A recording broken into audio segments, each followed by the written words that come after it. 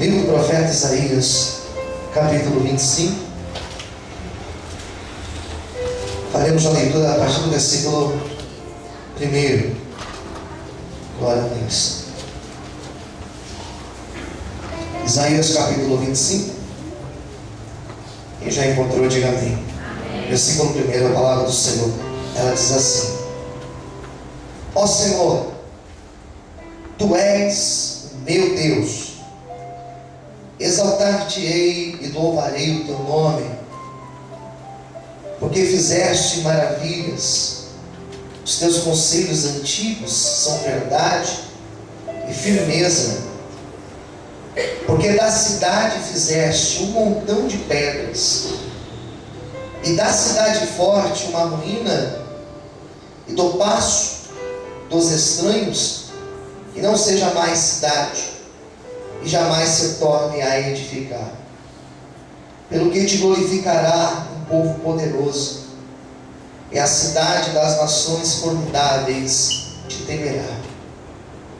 Porque foste a fortaleza do pobre e a fortaleza do necessitado, na sua angústia, refúgio contra a tempestade e a sombra contra o calor, porque o sopro dos opressores é como a tempestade contra o muro, como o calor em um lugar seco.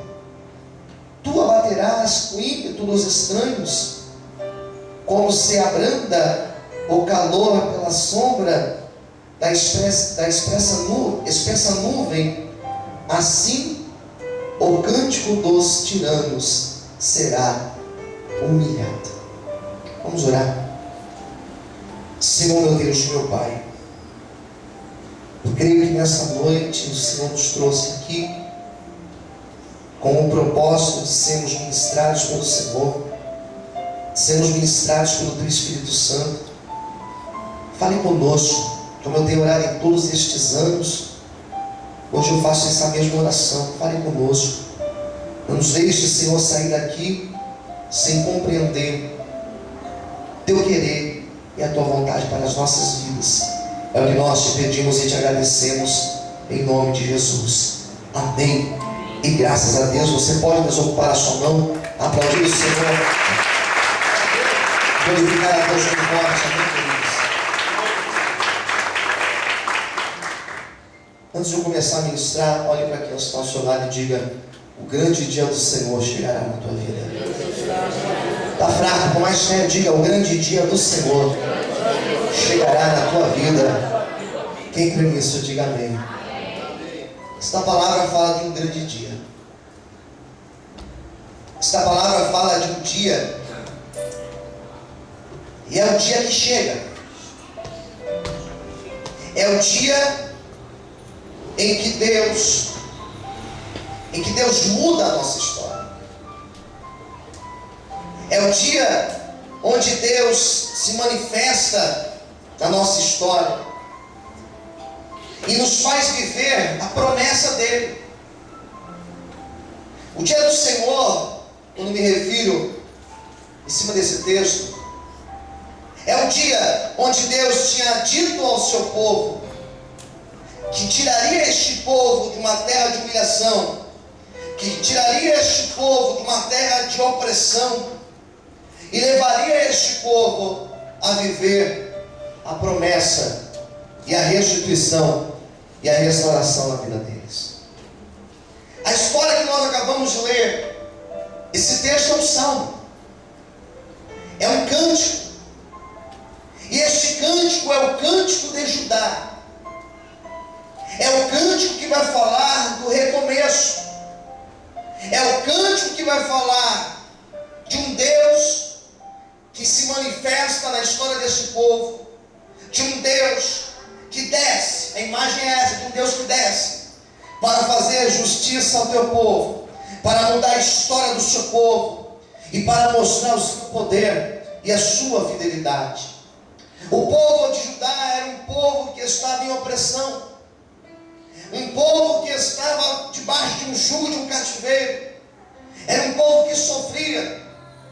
E quando nós começamos a estudar a história deste povo, nós percebemos que este povo, incrível que este povo estava no cativeiro, em um tempo muito menor do que o cativeiro egípcio, mas eles estavam sofrendo uma influência tão grande, eles estavam sendo influenciados de uma maneira tão grande por aquele povo da Babilônia, que eles já estavam se esquecendo de Deus, já estavam se esquecendo das promessas do Senhor, já estavam se esquecendo daquilo que Deus tinha dito pela boca de tantos profetas, que dizia que aquele tempo que eles estavam ali era um tempo onde Deus estava forjando o caráter deles, era um tempo onde Deus estava experimentando o que existia dentro do coração deles.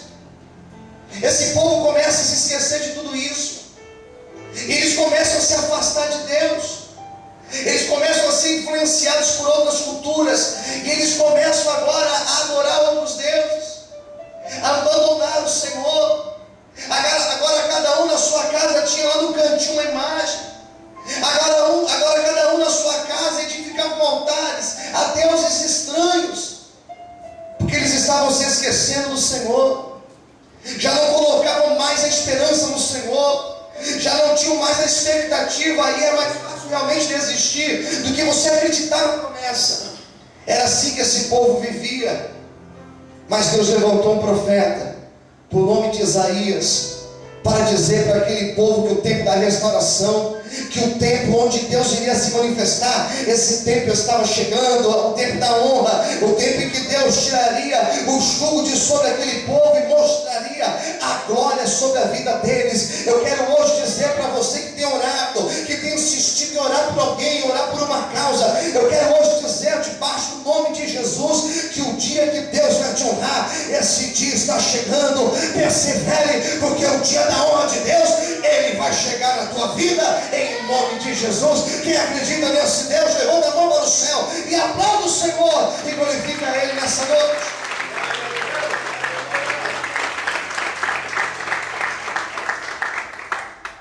O problema é que nós somos ansiosos. O problema é que nós damos ouvidos a coisas que nós não devemos ouvir, damos crédito para as coisas que nós não devemos dar crédito. Esse povo, eles ouviam Deus falar com eles, mas daqui a pouco levantavam falsos profetas e diziam que aquilo não iria acontecer. Era justamente aquilo que aconteceu na época de Ezequiel. Era justamente aquilo que Ezequiel falou, que os falsos profetas vinham para dizer que a promessa do Senhor, ela estava se tardando, e que Deus não ia cumprir. Só que o Deus que promete, Ele é um Deus que não fica devendo nada para ninguém. Deus te prometeu alguma coisa, Ele vai cumprir a promessa dele na tua vida. Seja um homem mentiroso, sejam os falsos profetas mentirosos, de Deus verdadeiro, se Ele prometeu, Ele cumprirá a promessa dele sobre a tua vida, em nome de Jesus. O dia do Senhor, Ele está chegando. Se você crê, levanta a sua mão para o céu e glorifique e aplaude o Senhor nessa noite, em nome de Jesus. Amém, queridos? Todos esses textos que a gente encontra aqui em Isaías, eles começam dizendo naquele dia, fazendo menção que esse dia ele vai chegar uma hora. Diga para quem está ao seu lado: o dia de Deus vai chegar na tua vida. Nós devemos esperar pelo dia, queridos. Nessa noite Deus vai mexer com a tua fé. Nessa noite Deus vai renovar as expectativas tuas. Nessa noite Deus vai mexer na tua fé. Esse povo agora, eles ouviam a palavra do profeta que dizia o seguinte. Eu quero ler com você. Versículo de número 1. Porque fizestes maravilhas. Os teus conselhos antigos são verdades e firmeza. Porque da cidade fizeste um montão de pedras, e da cidade forte uma ruína. E o pasto dos estranhos que não seja mais cidade, jamais se torne a edificar. Pelo que te glorificará um povo poderoso, e as cidades das nações formidáveis te temerá. Olha o 4. Porque foste a fortaleza do pobre e a fortaleza do necessitado na sua angústia. Olha para quem está ao seu lado e diga para essa pessoa: Deus, Ele é a tua fortaleza. Está fraco, mas cheio, diga: Deus, Ele é a tua fortaleza.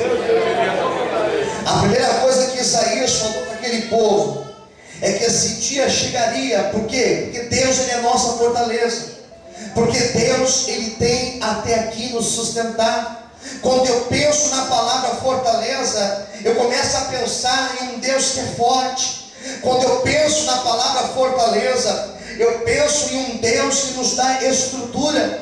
Quando eu penso na palavra fortaleza, eu penso em um Deus que segura bem firme nas nossas mãos. E nos momentos em que nós pensamos em parar, nos momentos que nós pensamos em desistir de algo, Ele vem trazer fortaleza para a nossa vida. Em toda a Bíblia nós encontramos os homens de Deus por algum momento se sentindo fraco, por algum momento pensando em desistir e entregar os pontos. Esta semana ainda eu estive ministrando sobre o profeta Elias. Diz a palavra do Senhor lá em 1 Reis, no capítulo de número 19, que ele tinha acabado de derrotar os profetas de Baal, tinha mandado matar todos eles à espada, e diz a Bíblia que Jezabel lançou uma palavra de ameaça sobre ele, dizendo: amanhã, até estas horas, como você fizeste aos meus profetas, assim também farei com você. Em outras palavras, ele foi ameaçado.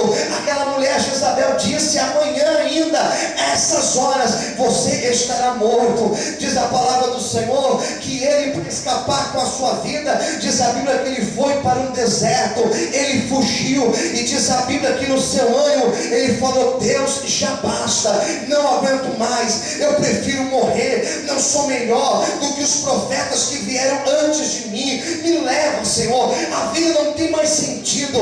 E diz a Bíblia Sagrada que ele arruma um zimbro, ele deita debaixo de um zimbro, ele estava na sombra daquele zimbro dormindo, e diz a Bíblia que o anjo do Senhor foi até ele, e aquele anjo foi um enviado de Deus. Eu glorifico o Senhor, porque quando nós estamos fracos, Deus sempre envia um anjo ao nosso encontro para dizer que o Senhor está conosco. Aquele profeta estava ali debaixo do zimbro dormindo, e o anjo foi e acordou ele, e diz a Bíblia que quando o anjo despertou ele, o anjo falou: você vai comer e você vai beber. Diz a Bíblia que tinha pão e tinha água, ele comeu e ele bebeu, e diz a Bíblia que ele voltou a dormir. O anjo cumpriu a missão dele e voltou para o céu.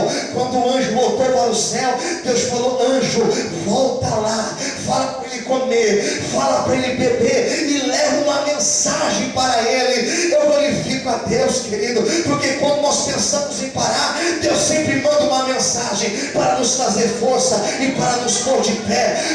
O anjo falou assim: Deus, qual é a mensagem? E o Senhor falou: diga para ele comer e beber, porque o caminho dele será um caminho muito longo ainda. Diz a Bíblia que ele foi lá, enviou o pão novamente, enviou a água. O pão fala do alimento. Quando a gente pensa em parar, Deus traz o alimento. A água, ela fala do refrigério. Quando nós estamos aflitos, o Senhor sempre traz o refrigério para a nossa alma. Ele comeu e ele bebeu, e o anjo falou para ele: não é hora de você parar, é hora de você continuar a caminhada, porque o teu caminho será muito longo ainda.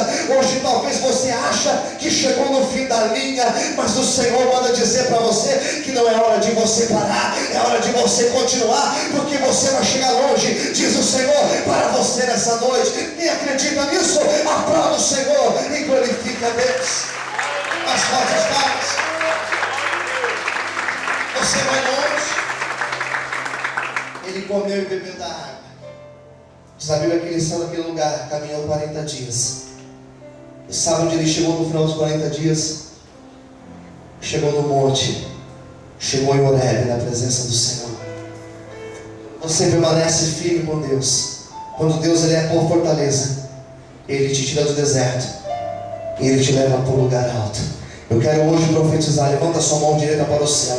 Eu quero hoje profetizar que o mesmo Deus que fortaleceu o profeta e levou ele para o monte, esse mesmo Deus, Ele te fortalece nessa noite, Ele renova as tuas forças, Ele te levanta, Ele te coloca de pé, porque o Senhor, Ele tem uma obra na tua vida. Se você crê nesse Deus, glorifique e exalte ao Senhor nessa noite, bem forte, as palmas, em nome de Jesus, aleluia.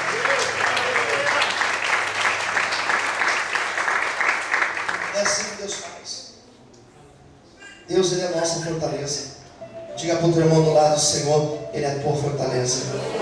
Diga assim: Ele tem uma obra na tua vida. Quem crê nesse Deus, diga amém. Mais para frente nós temos o exemplo de Paulo. Hoje eu estava lendo um pouco sobre Paulo. E Paulo foi um homem que ele viveu a palavra na vida dele. Ele pôde ver o que é realmente ter Deus como fortaleza. Paulo foi um homem que desde o começo da sua conversão, ele foi experimentado por Deus. Sabe o que é ser experimentado por Deus? Ele foi provado em vários momentos. Estava lendo a história de Paulo hoje, e estava vendo lá em Atos como Paulo foi provado. Atos 16 vai falar que ele, ou melhor, Atos 9, na sua conversão, ele já foi provado, ele ficou cego.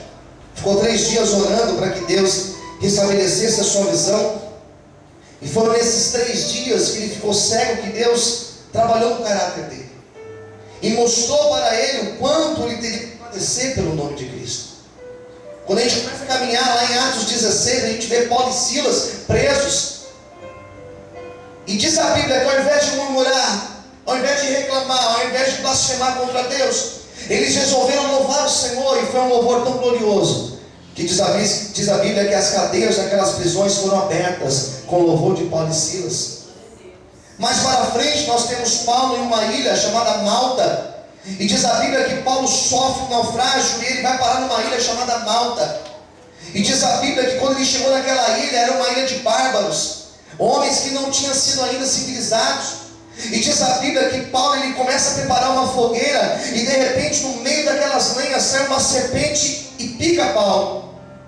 E diz a Bíblia que Paulo ele balança ela, joga ela no fogo, e todos achavam que ele morreria em alguns minutos. Mas diz a Bíblia que o Senhor, ao invés de permitir que Paulo morresse, Deus permitiu que ele continuasse vivo e pregasse para aquele povo. Eu glorifico ao Senhor, porque Paulo, em todas as fases da vida dele, ele foi provado, mas em todas as fases ele teve Deus como fortaleza. Até que teve um dia que ele escreveu numa carta. Paulo foi um homem injustiçado. Pergunte para quem está ao seu lado: você já foi injustiçado alguma vez? Pergunte para essa pessoa. Amém. Se você tem sido injustiçado, Deus é a tua fortaleza. A justiça do Senhor virá na tua vida. Ele estava sendo injustiçado, e ele escrevendo a carta à igreja lá de Coríntios. Diz a Bíblia que ele foi escrever a sua segunda carta. Ele foi escrito uma primeira, onde ele corrigiu aquele povo, onde ele doutrinou aquele povo, onde ele falou sobre a ceia, onde ele fala sobre os dons, onde ele fala sobre as revelações de Deus para a vida dele. E lá na segunda carta, ele fez um verdadeiro desabafo. Paulo começou a dizer sobre os seus momentos difíceis, dizendo que nesses momentos difíceis ele pensou em desistir, ele pensou em parar muitas vezes. Ele começa a explicar do trabalhar de Deus na vida dele.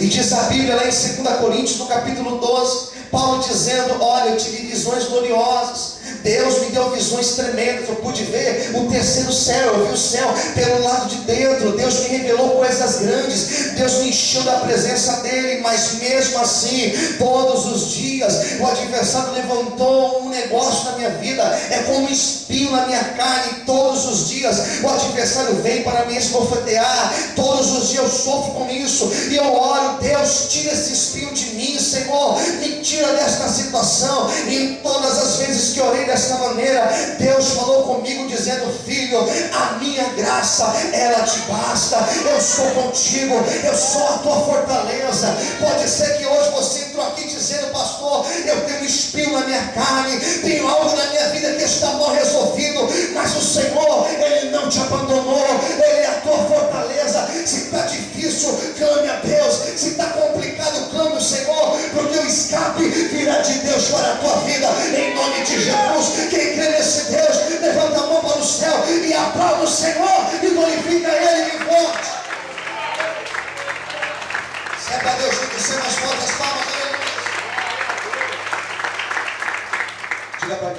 seu lado: o Senhor, Ele é a tua fortaleza. Sabe o que significa Deus ser a nossa fortaleza?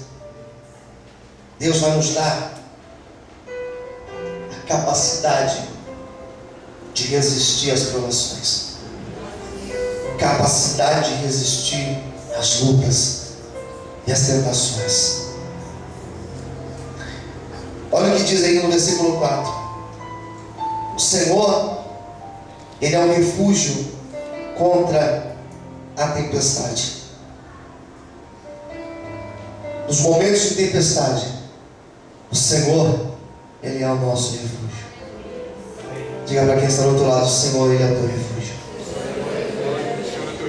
Quando nós falamos de tempestade, todas as vezes que nós falamos de tempestade na Bíblia, nós estamos falando de uma chuva forte, de uma chuva que vem para tempestar. Nós estamos falando, é uma representação de um levante muito grande, que quando vem, arrasa com tudo, destrói tudo. E na nossa vida, nós passamos por várias tempestades. Na nossa vida, nós passamos por muitas tempestades. Às vezes no casamento nós passamos por uma tempestade. Às vezes na vida financeira nós passamos por tempestade. Às vezes na vida profissional. São tantas áreas. O texto vai dizer que Deus, Ele é nosso refúgio quando a tempestade vem. E tempestade, ela tem uma característica diferente de chuva. Porque a tempestade, ela vem, mas ela não passa. Ela não demora muito. Ela vem, ela devasta tudo, mas ela logo passa. A tempestade, ela surge de repente.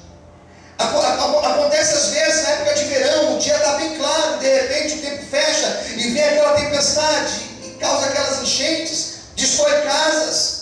Tempestade é isso. Tempestade é aquele levante que acontece, ele acontece de repente. Diz a Bíblia lá no Evangelho segundo Mateus, capítulo de número 8, versículo 23, que de repente levantou uma tempestade e todos estavam no barco e Jesus estava dormindo. E diz a Bíblia que eles achavam que iam morrer, porque aquele barco começou a balançar pela força do vento, pela força das águas. A água começou a entrar no barco e todos achavam que aquele barco ia afundar. Até que alguém foi lá e chamou Jesus. Até que alguém foi lá e despertou Jesus e falou: Senhor, socorre-nos, ó Senhor, nós vamos perecer. E diz a Bíblia que Jesus ficou de pé no barco e falou assim: porque vocês estão com medo, homens de pequena fé? Diz a Bíblia que ele levantou a mão para o céu e falou: vento, acalma-se. Diz a Bíblia que ele olhou para aquele mar e falou: mar, acalme-se. E diz a palavra do Senhor que houve uma grande bonança, que o céu foi aberto, o sol voltou a aparecer, aquela tempestade cessou. Sabe o que Deus manda eu profetizar aqui nessa noite? Não conheça a tempestade que tem assolado a tua vida, eu não conheço a tua história, eu não sei de que maneira você está aqui hoje, mas se tem alguma tempestade na tua vida, o mesmo Jesus que acalmou naquele dia no barco, Ele é o mesmo Jesus que acalma a tempestade e os ventos da tua vida. Essa tempestade vai passar, porque o Senhor, Ele é o teu refúgio nos dias difíceis. Quem crê nesse Deus, levanta a mão, glorifica e aplaude o Senhor bem forte, em nome de Jesus.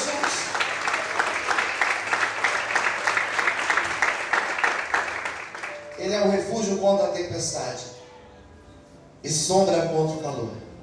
Diga para quem está ao seu lado: o Senhor, Ele é a sombra nos dias de calor.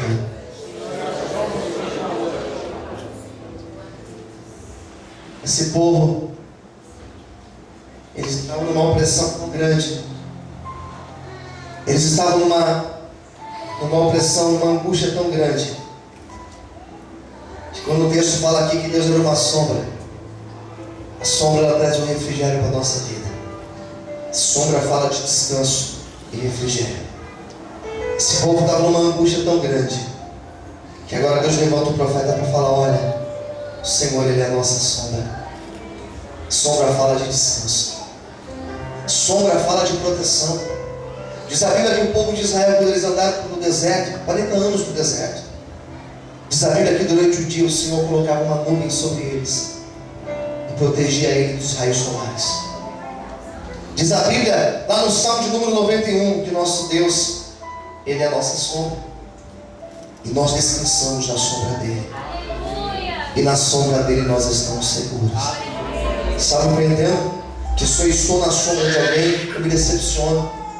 Eu entendo que se eu estou na sombra de alguém, eu vou me frustrar. Mas se Deus for a minha sombra, como diz o Salmo 91, 1000 cairão ao meu lado, 10.000 à minha direita, eu não serei atingido, porque o Senhor, Ele é a minha sombra. Amém, queridos? Ele tem sido a tua sombra. Por isso nós temos chegado até aqui. Por isso que até aqui o Senhor tem nos sustentado. Não temas, porque o Senhor, Ele tem sido a tua sombra. Pastor, mas eu não estou suportando mais a luta. Eu não estou suportando mais esta guerra. Eu não estou suportando mais essa força maligna contra a minha vida. Não temas, porque hoje a mão do Senhor, ela é estendida sobre a tua vida. Você está debaixo da sombra de Deus. Eu quero profetizar que o teu casamento está debaixo da sombra de Deus. Eu quero profetizar que a tua família está na sombra de Deus e nada vai tocar, porque o Senhor, Ele está conosco para nos dar vitória. Só quem crê, levanta a mão para o céu, glorifica e aplaude o Senhor bem forte, em nome de Jesus. Você pode aplaudir o Senhor nessa noite. Olha como encerra o versículo 5. Olha como encerra o versículo 5. Assim, o cântico dos tiranos será humilhado. Assim, os cânticos dos tiranos será humilhado, diz o Senhor nessa noite. Vou tentar explicar o que significa isso. Esse povo, quando eles estavam lá na Babilônia, quando esse povo estava na terra da escravidão, diz a Bíblia que esse povo, eles eram terrivelmente humilhados. Eles eram humilhados em todos os sentidos. Tem um salmo que relata isso. Tem um salmo que vai dizer que eles chegavam para eles e falavam assim: olha, cante uma daquelas músicas de Sião, para que nós possamos nos alegrar ouvindo vocês cantando. Era um povo tão abusado que eles falavam assim: pegue a harpa de vocês e cante aquelas músicas que vocês cantavam para o Deus de vocês lá, para a gente ouvir nos louvando. Era um povo que humilhava. Não existia humilhação maior para um judeu do que ter que cantar para o outro zombar. Esse povo estava sendo afrontado, esse povo estava sendo humilhado, e eles cantavam para humilhar este povo. Como é difícil se humilhar. Como é difícil você estar numa condição de vulnerável. Como é difícil você estar na condição de necessitado. E é por isso que aí nesse texto vai dizer que o Senhor, Ele ajuda o necessitado, Ele ajuda o pobre. É o que diz aí no versículo 2. Esse povo estava assim. Esse povo estava na humilhação. Esse povo estava na dependência. Essa semana eu estava ministrando aqui na igreja em um dos cultos, falando sobre a mulher viúva. Pergunte para quem está ao seu lado: já ouviu falar da mulher viúva? Estávamos até conversando no carro, né, Kate, sobre essa passagem. Lá em 2 Reis, capítulo 4, vai dizer que existiu uma mulher viúva, pobre, tinha perdido o marido, e agora ela ia perder os 2 filhos, porque o marido tinha morrido e tinha deixado muitas dívidas para ela. E ela não sabia mais o que fazer, e Deus falou no coração dela: vai até o profeta vai falar algo para você. E quando ela foi até o profeta, diz a Bíblia que o profeta atendeu aquela mulher e perguntou: o que está acontecendo? Ela falou assim: olha, o senhor lembra de mim? Sou esposa de fulano, que o senhor foi lá, o senhor foi no velório dele, meu marido. Ele é sei, lembro. O que aconteceu? O que aconteceu é que ele morreu, deixou dívidas. Eu não sei o que eu faço, porque os credores foram na minha porta e disseram que até o dia 15, se eu não pagar o que ele deve, eles vão levar meus 2 filhos como pagamento. O que eu faço? E o profeta falou: mas o que eu posso fazer? O que eu posso fazer por você? E Deus falou com ele, no coração dele, dizendo: pergunte para ela o que ela tem na casa dela. E o profeta falou assim: ó, não sei, mas Deus mandou te perguntar: o que você tem na tua casa? Ela falou assim: em casa não tenho nada, senão uma botija de azeite. E E Deus falou com o profeta: fala para ela ir na casa dela, para ela pegar os filhos dela. Eles vão pedir vasilha para todos os vizinhos da rua dela. Eles vão recolher todas as vasilhas que eles conseguirem recolher. Eles vão levar lá para a casa dela. E eu vou fazer um milagre da multiplicação na vida dela. E quando o profeta falou isso para ela, que ela tinha que ir lá e pedir as vasilhas emprestadas, e imagina ela colocando na cabeça e falando: meu Deus, pedir emprestado. Como é ruim pedir emprestado? Quem concorda, diga amém. Como é ruim você ter que pedir algo para alguém. Ela falou assim: Senhor, pedir emprestado. E o pior, para todas as minhas vizinhas. Todas as minhas vizinhas vão saber da minha situação difícil. Eu vou ter que ir lá pedir para elas. E ela foi. Sabe por que ela foi? Deus me deu uma revelação essa semana. Deus falou comigo porque ela foi. Porque dentro do coração dela, o Espírito de Deus falava com ela, dizendo: filha, você vai lá pedir. E essa vai ser a última humilhação que você vai passar.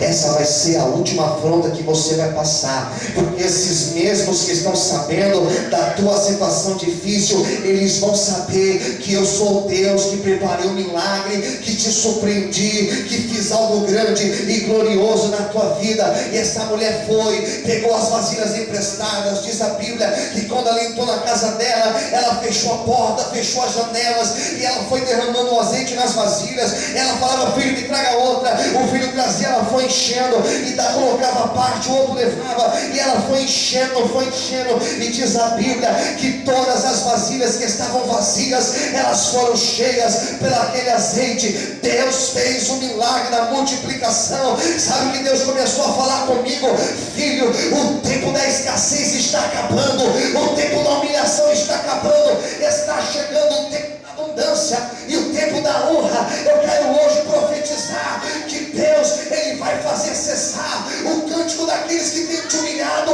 Sabe aquele que te humilhou? Sabe aquele que pisou? Não se preocupe, está chegando o dia que eles voltarão e vão ter que ver a honra e a obra de Deus na tua vida. Quem te humilhou terá que saber que Deus é Deus, que Deus muda a história e que Deus é fiel nas suas promessas. Quem crê nesse Deus, levanta a mão para o céu e glorifica e aplauda o Senhor nesta noite, em nome de Jesus. Sabe o que é o prêmio? Que o Deus de Israel não aceita que os seus filhos sejam humilhados. Olha para quem está ao seu lado e diga: Deus vai colocar um fim a toda humilhação que você tem passado.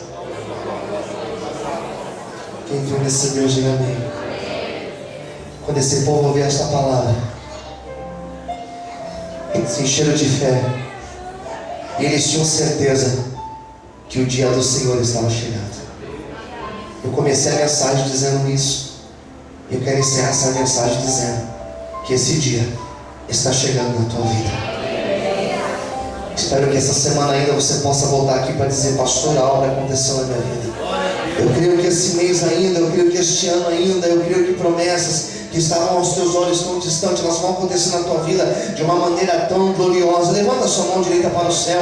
Essa obra vai acontecer na tua vida e você voltará aqui para dizer: pastor, Deus colocou um fim à humilhação, Deus deu um basta na minha humilhação, e Ele mudou a minha história, e Ele mudou a minha sorte. Receba esta palavra sobre a tua vida, em nome de Jesus. Se você crê, aplauda o Senhor e glorifica a Deus, em nome de Jesus. O dia do Senhor está chegando, e a tua história vai mudar. Eu quero orar por você. Vamos ficar em pé.